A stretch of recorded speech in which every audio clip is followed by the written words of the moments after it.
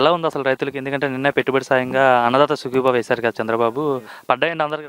అందరికీ పడినాయండి. చాలా ఉపయోగకరంగా ఉందండి. అంటే ఇప్పుడు సరైన సమయంలో వేశారండి? అంటే మొన్న కదా నాట్లు వేశారు. సరైన సమయమేనండి ఇది. ఎందుకంటే మన నాట్లకి కానీ ఖర్చులు అయిపోయి ఉంటాయి. తర్వాత ఇప్పుడు మళ్ళీ చెరువులో ఎరువులు వేసుకోవాలి కదండి. రైతుల గురించి బాగా ఆలోచించి మంచి కార్యక్రమం చేసినట్టేనండి. రైతులకు వెన్నుదండగా ఉన్నట్టేనండి. కాలువలు కూడా సరైన సమయానికి వస్తున్నాయి. నీటికి అయితే ఏ విధమైన ఇబ్బంది లేదండి. ఇంతకు ముందు కాలువలు పెద్దగా వచ్చేవి కదండి. చాలా ఇబ్బంది పడేవాళ్ళం. నీటి కొరత బాగుండేది. పూడికి కూడా సరిగా తీయలేదని చెప్పి కాలువలు అసలు పూడికలు ఇంతకు ముందు అసలు సరిగ్గా తీసేవాళ్ళు కాదండి. ఇప్పుడు మాత్రం ప్రతి కాలువ పూడికలు తీసి ప్రతి కాలువలో కూడా నీళ్లు వచ్చేలాగా చూస్తున్నారు. రైతులంతా చాలా హ్యాపీగా ఉన్నారండి. ధాన్యంకి సంబంధించిన అమౌంట్ విషయంలో మాత్రం చంద్రబాబు నాయుడు గారు ఇచ్చిన హామీని నిలబెట్టారండి.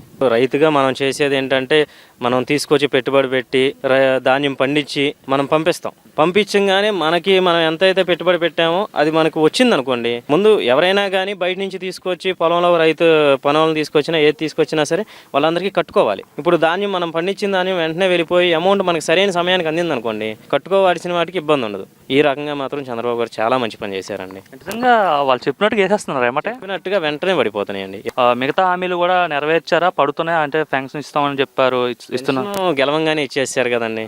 పెన్షన్ గురించి మాట్లాడుకోవాల్సినంత అవసరం లేదు. ఎందుకంటే గత ప్రభుత్వం 1000 రూపాయలు పెంచుతానని చెప్పేసి అని దశల వారీగా పెంచుకుంటూ 250 పెంచుకుంటూ వెళ్ళారు. ఈ చంద్రబాబు గారు అలా చేయలేదు. ఎలక్షన్కి ముందు ఏదైతే హామీ ఇచ్చారో గెలిచిన తర్వాత పాత 3 నెలలది కలిపి కూడా ఇచ్చారు. ఆ విషయంలో చంద్రబాబు గారిని మెచ్చుకోవాల్సిన విషయమేనండి. సూపర్ 6లో ఇచ్చిన ప్రతి హామీని నెరవేరుస్తున్నారండి.